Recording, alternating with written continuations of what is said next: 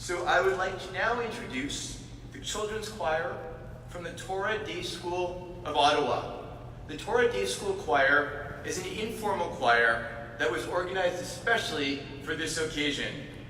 It is not just the songs that is in their voices, but the song is also in their hearts.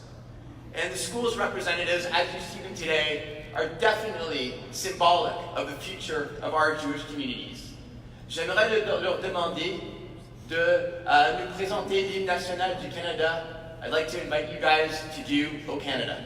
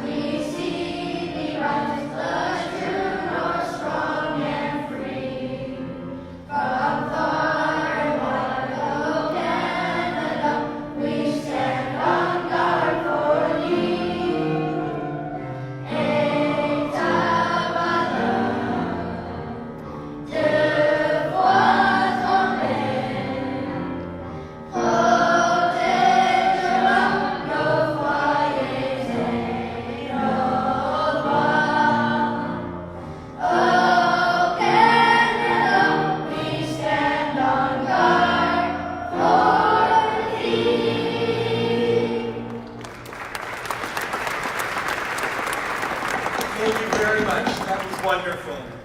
It's now my pleasure to bring Algonquin Elder Claudette Commanda to the stage to welcome us and to bless this gathering. A gathering that I would like to acknowledge is taking place on the ancestral lands of the Algonquin people. Claudette.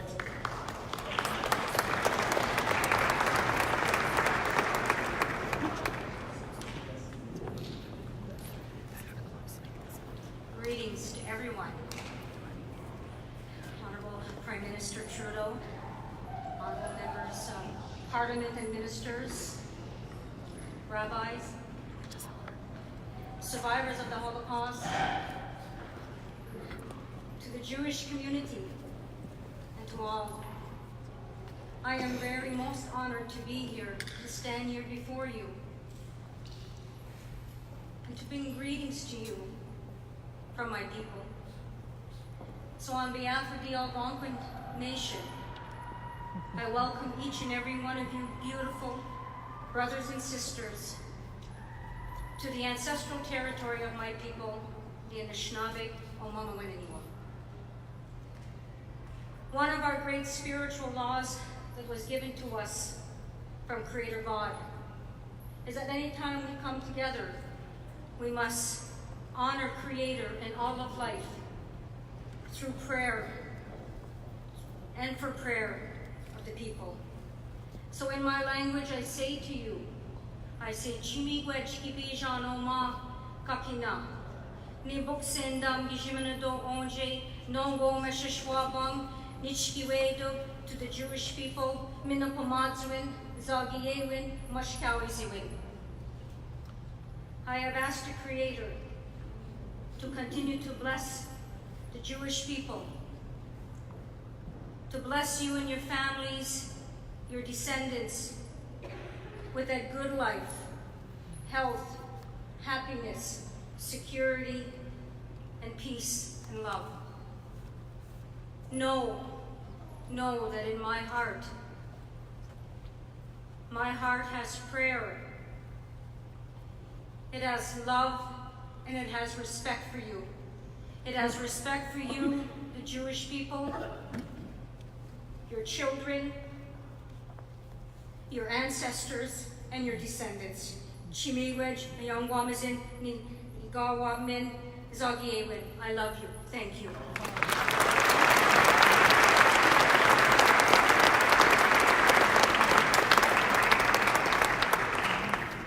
Merci beaucoup, Claudette, pour vos gentils mots. C'était incroyable.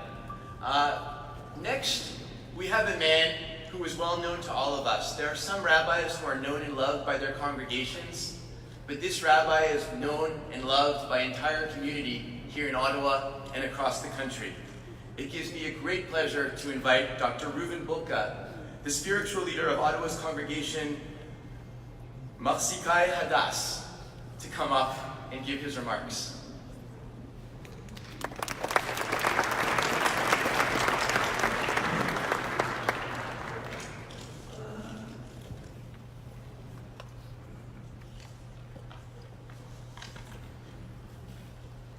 In the afterglow of the momentous events in Parliament today and the classic pronouncement by our dear Prime Minister, I offer you two prayers, one specific to the occasion and the other one that in many synagogues we recite every Sabbath. Nous sommes rassemblés pour souligner les excuses du gouvernement pour son rôle dans la tragédie qui a englouti les passagers du Saint-Louis. We gather today to contemplate and appreciate the government's apology for its role in the ultimate tragedy that befell the passengers on the St. Louis.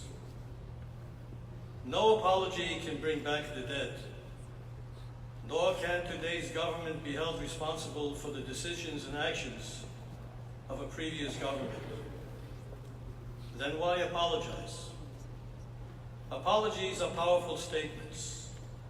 De telles excuses ont beaucoup d'impact, ont beaucoup d'effet. An apology is a profound way of saying, had we been there, we would not have allowed this to happen. And perhaps more importantly, if God forbid any situation even remotely similar to this ever arises, we will not let such moral failure happen again. An apology then, more than addressing the past, affirms a present and future direction, a profound and abiding commitment. We pray that our government and its Prime Minister continue on the path of righteousness, that future governments will never have to apologize for present policies and actions. The St. Louis, the spirit and the reality, is alive within all of us, and thanks to this meaningful gesture of contrition, will remain an eternal compass directing our choices. God bless our leaders. God bless the surviving families whose loved ones perished in the ill-fated journey of the St. Louis. And may the victims rest in greater peace as a result of this momentous pronouncement. In our synagogues every Shabbat, we have this prayer which we share with you tonight. May God, who has blessed our patriarchs and matriarchs, bestow blessing upon the Governor General, the Prime Minister, and the Government of Canada. Grant them wisdom and courage in these challenging times. Bless them with the wisdom to properly guide our beloved country. Imbue them with courage in their efforts to strengthen Canada. And may we all together continue to experience Canada resolute in its togetherness and cooperative in its diversity. Amen. Amen. Thank you.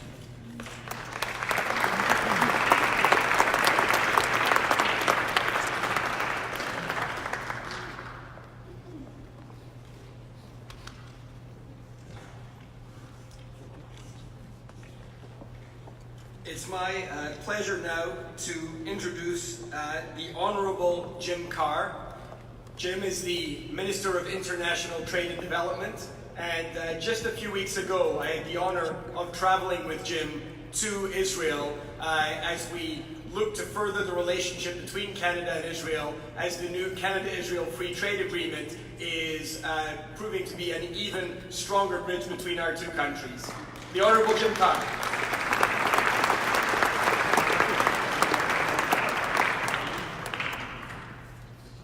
Friends and family, I cannot match the eloquence, the sense of history, the profound feeling of what what happened in the House of Commons today, led by our Prime Minister and with the leaders of the opposition parties. So forgive me if I speak personally, just for a few moments.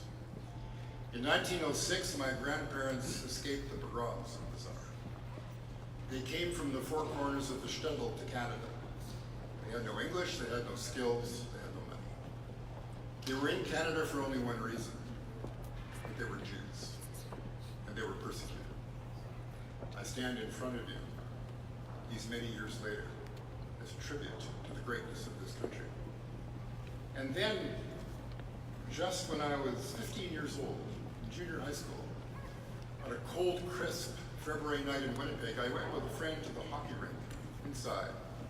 And we were surrounded by a group of thugs who said, "Jews, you're not allowed here, get out." And we ran, and they caught up. And they beat us up, and they stole our money, and they left us in a pool of blood. I was 15 years old. Today, I stand before you. Last week, at the synagogue in Winnipeg, where I was bar mitzvahed, the community came. The community came to say, "We are with you." When they attack you, they attack us all. Here, in Canada, in Winnipeg. This is the reality of being a Jew. This is the reality of being a Canadian. I am proud to be both.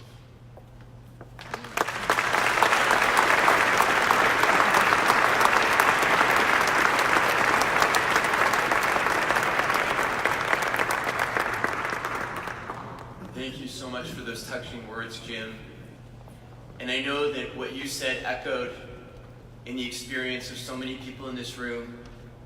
And one of the things that made me the proudest of the Prime Minister today is when he talked about our young students on campuses and how they felt threatened by BDS and by those who confronted them.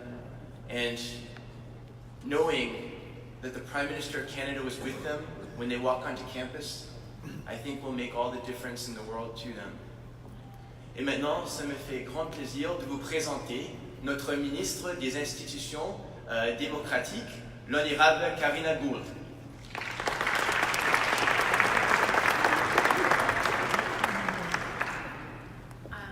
I just really want to express my gratitude and to say thank you to our Prime Minister and to our Jewish caucus.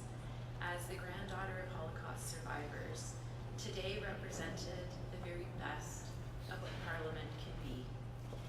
And for me, it was so important not only to recognize the wrongs that the previous government had committed with regards to the MS St. Louis, but to recognize that in today's day, we do not accept that kind of discrimination.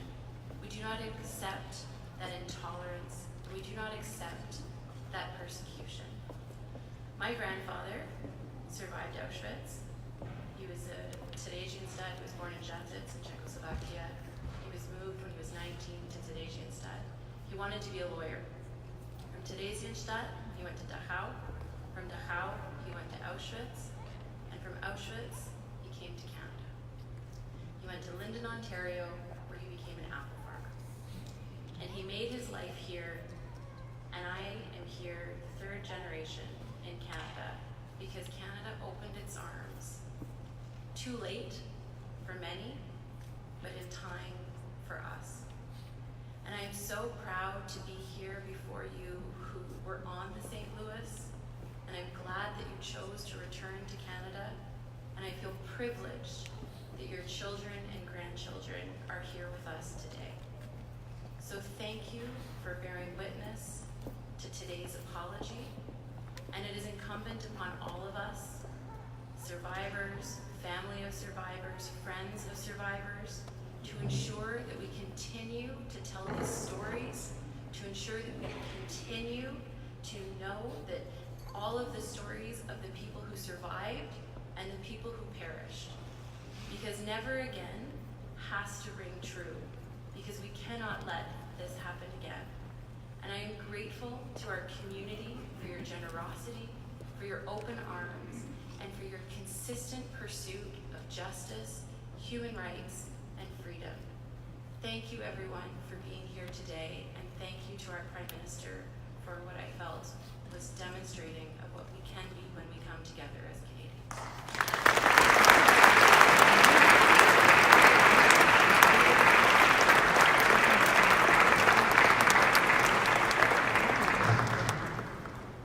Before I introduce our next speaker, I want to say something on a personal level, and that is, there's moments that I will reflect and look back on as a member of Parliament. And this today, standing there, being in the House, bearing witness to the words of our Prime Minister, looking out at all of you, survivors, community members, Jewish leadership, students, this will be a highlight. No matter what else happens in my career as a politician, I will always remember this moment when we have all come together and stood in solidarity, reflecting on the Jewish community, both past and present. So with that, I just want to introduce our next speaker, who is the Honourable Pablo Rodriguez, Minister of Canadian Heritage and Multiculturalism. It is Minister Rodriguez and his team at Heritage that have been instrumental in reaching out to survivors both in Canada and around the world and bringing us all together for this event. Minister Rodriguez, thank you to you and your team for everything that you have done to make this day and this evening a reality. Minister Pablo Rodriguez.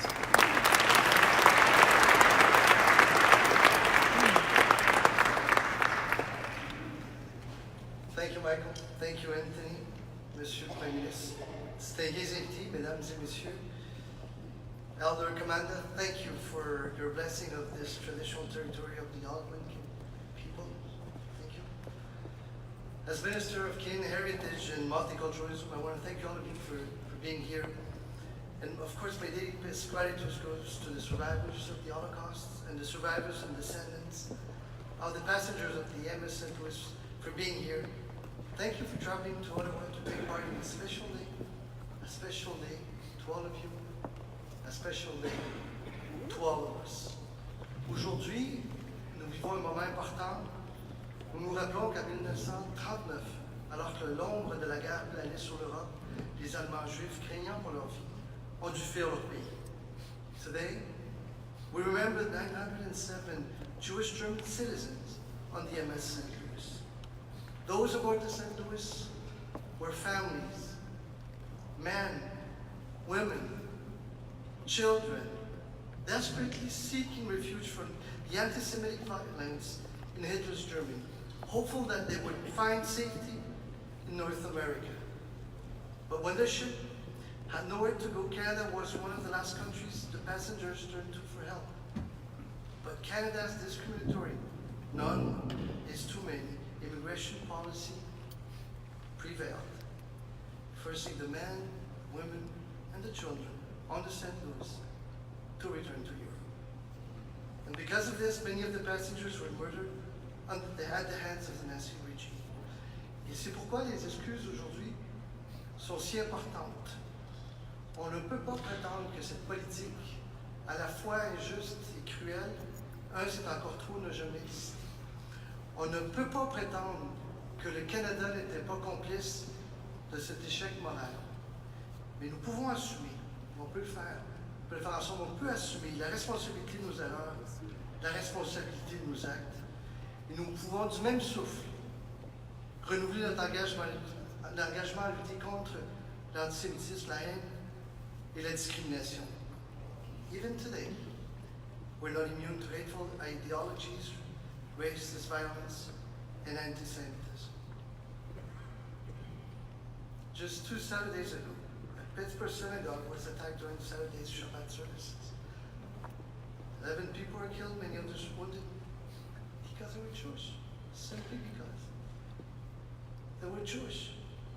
So although we came a long way, we cannot afford to be complacent. We have to speak up against anti-Semitism and hate and continue to defend the inclusive and diverse country that we have built together. Et c'est en nous réunissant que nous pouvons mieux dénoncer la discrimination, l'antisémitisme et donner un sens à cet appel qui est si fort, plus jamais, never again, Et j'ai le plaisir de maintenant céder la parole à notre Premier ministre, le très honorable Justin Trudeau.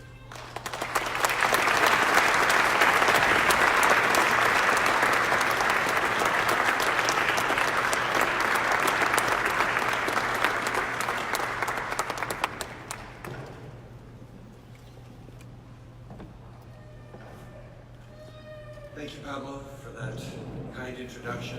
Thank you, Michael and Anthony. And thank you all for joining us on this historic day. These past few days, I've given a lot of thought to this apology and why it was so important for Canada to take responsibility for past actions. Our hope was not only to right the wrongs of the past, but to let the lessons of history guide our future. To open up a conversation on the evils of anti-Semitism, which sadly is not a thing of the past. The tragic shooting at a synagogue in Pittsburgh brought this into sharp focus. It was an assault on the values we share with our American neighbors, values of peace, equality, freedom of religion. Today's apology reminds us of the responsibility we all have to stand against such despicable acts of violence and anti-Semitism wherever they are to be found. We cannot ignore the fact that reported hate crimes against Jewish Canadians are higher than for any other religious group. I know the people in the room know that education is the most powerful tool we have against the ignorance and hatred that allowed for the story of the St. Louis and its passengers to unfold. This week marks not only Holocaust Education Week, but also the 80th anniversary of Kristallnacht. And so it is my sincere hope that in offering this long overdue apology, we can raise awareness about a dark chapter of our history and of the challenges still facing the Jewish community. Il ne fait aucun doute qu'il y a encore beaucoup de travail à faire pour éliminer l'antisémitisme dans notre pays.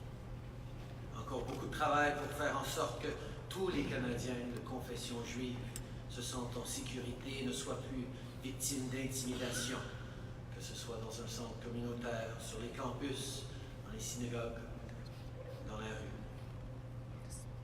Et en vous voyant tous ici aujourd'hui, sachant à quel point vous travaillez fort pour faire du Canada un pays meilleur, je suis certain que nous continuerons ensemble le travail que nous avons commencé. This was a day of apologies, elegant words spoken by all in the House, of reflection on the past and of celebration that we're still here and we are learning from our past. But I want to take a moment tonight to say thank you. To say thank you to all of you. Whenever there's an act of hatred anywhere in Canada, graffiti on the community center, vandalism, or acts of hatred against a place of worship, or even ill-conceived policies from my home province. The Jewish community is the first to stand up, not for itself, but for other communities. You are always there with a loud, clear voice, a voice of terribly gained wisdom. That if we don't stand up for each other, if we don't stand up for someone being marginalized, bullied, then we are not standing up to the values we hold dearest. The Jewish community, leaders, but also simple citizens and members of this community, is a community that I know as someone who is a among the many of us fighting for a fairer, more peaceful, more just world, the Jewish community is an extraordinary resource, ally, and friends to have as we build a better world. So on this day where we are apologizing and celebrating you, I also want to make sure you know how deeply grateful I am for everything you bring to Canada every single day.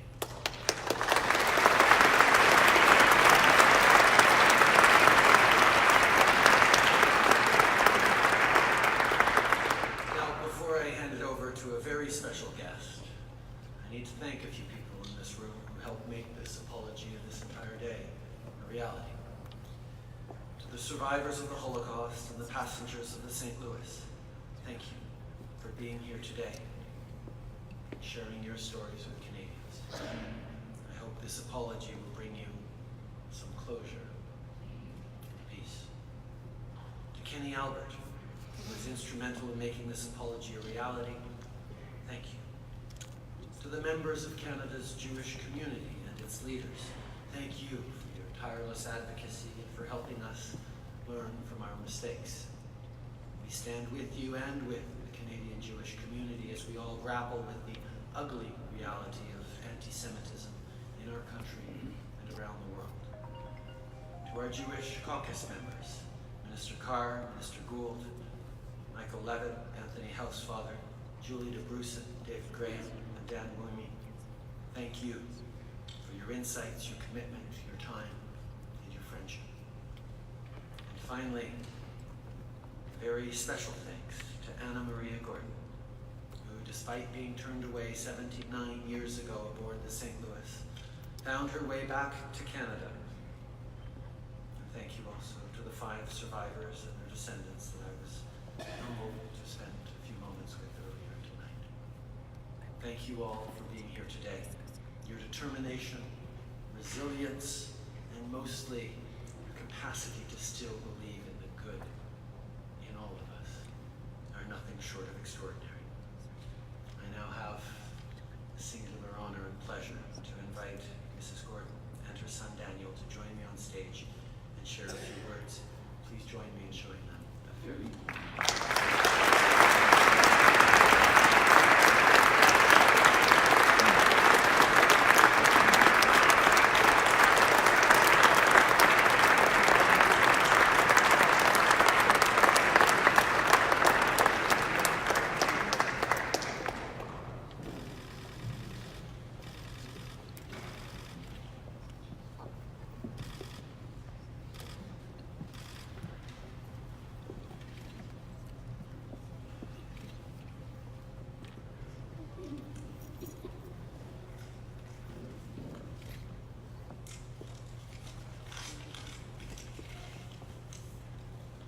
Good evening. I would like to thank Prime Minister Trudeau and the Government of Canada for acknowledging and apologizing for an unfortunate decision made almost 80 years ago. This apology is very meaningful for me. I firmly believe that to recognize an error publicly leads toward better understanding and healing. I try not to dwell on the horrors of war and the Holocaust, but the scars run deep, and the memories and the fears persist. Starting in my early childhood, I have been a refugee, a concentration camp prisoner and survivor, a displaced person, and several times an immigrant. Today, I feel blessed to be able to call Canada my home. This great country where we live free regardless of our beliefs, race, or color. But history must never be forgotten. It must serve as a lesson for us and for future generations. We see time and again how history repeats itself. It may be in different forms or in different places of the planet, but just like in the past, many people are discriminated against, starving, or running for their lives. We all must, as individuals, communities, and as a nation, help these people in every way we can and strive to make this world a safer and better place for all.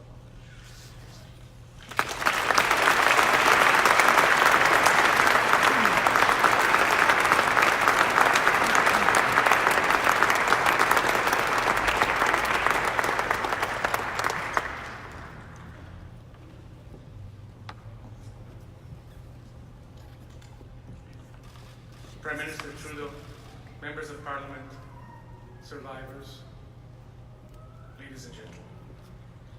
Let me start with a poem written by a little 10-year-old girl. It's entitled The Tree I Planted. After the war had started, I wanted to look for a garden. The Nazis said no, and there was no hope. So I decided to plant a seed right here. I took the seed I had saved, and I went where the ground wasn't paved. I started to dig and planted the seed, but I knew I'd never be around to see the tree. Thank you for allowing me to speak and to show my gratitude to Canada by accepting your apology. This has got to be one of the longest times to process a refugee claim. It only took my mother 70 years from a refugee request until she became a resident of Canada.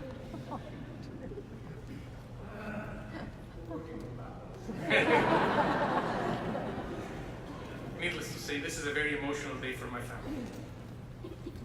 On the eve of the 100th anniversary of Armistice Day, on the eve of the 80th anniversary of Kristallnacht, the anti-Semitic pogrom that started it all, mere days after a horrific anti-Semitic massacre in Pittsburgh, we acknowledge that we are here, living in freedom.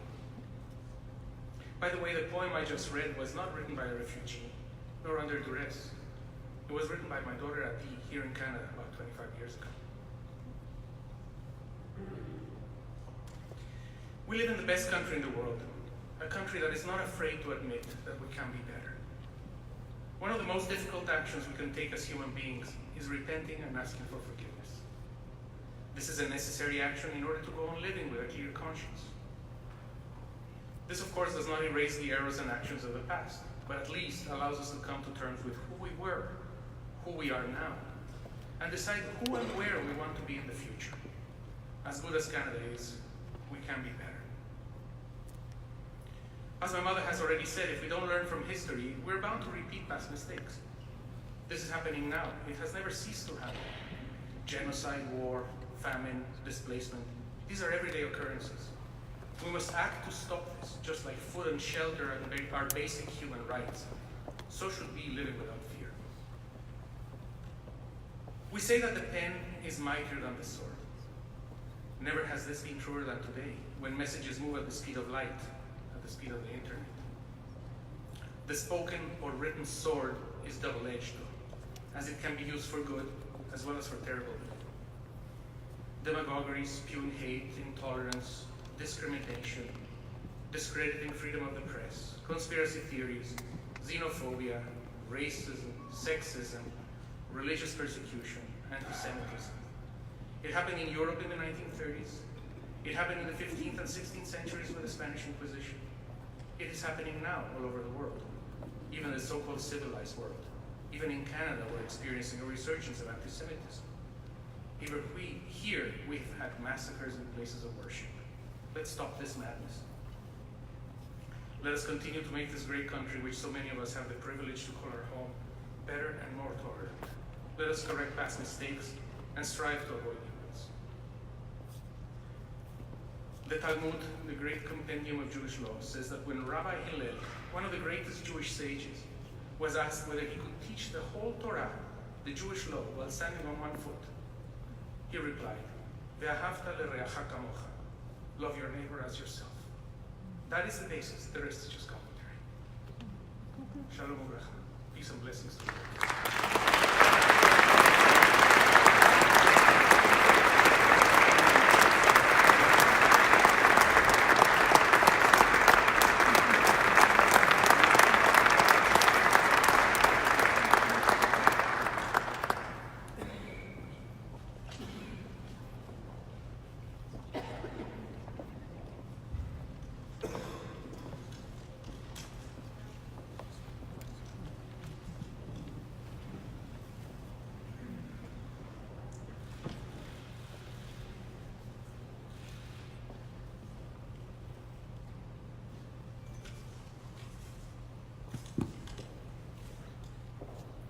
Thank you so much to the Gordon family for being here and sharing your thoughts with us. The generational nature of what we've achieved here today is something that cannot be overlooked.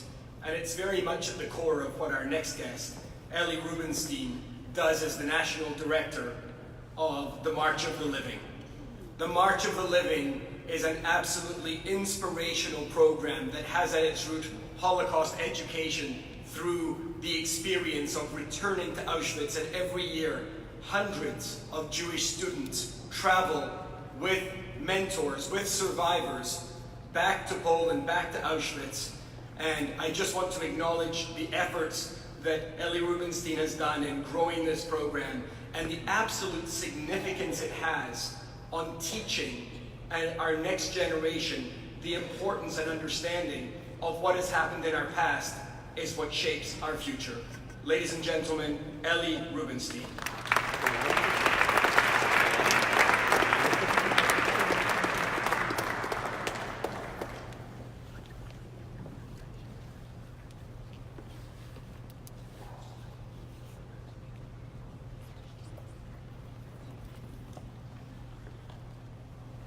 So just before I came into this room, I asked a survivor who I knew from Toronto what today was like for him. And he said to me, this was the most wonderful gesture that a government could ever express. The most wonderful gesture that a government could ever express. And this view was echoed by a number of other survivors I spoke to. So what a mitzvah, what a good deed that was done here today by our government, by our political leaders.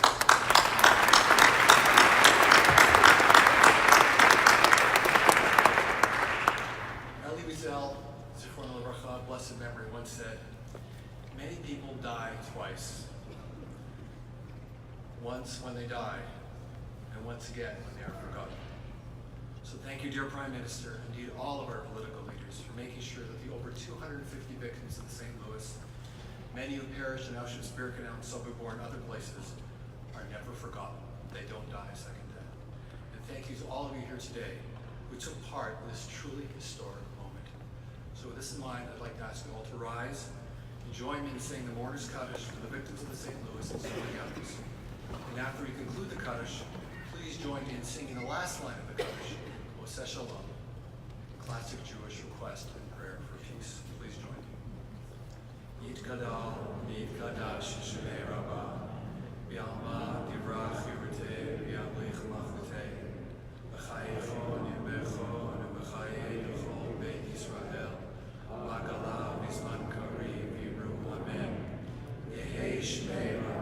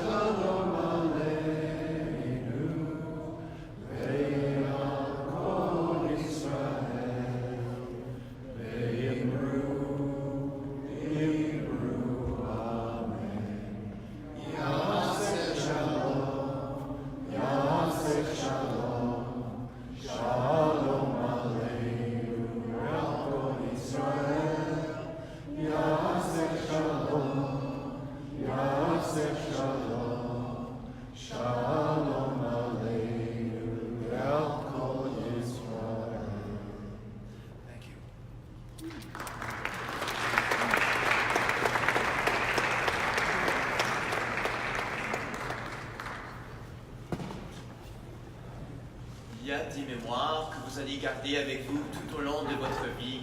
Et pour moi, je peux vous jurer qu'aujourd'hui, c'est une de ces mémoires que je vais garder avec moi toute ma vie. And I hope you will all share that sentiment and agree that today is a day we will always remember.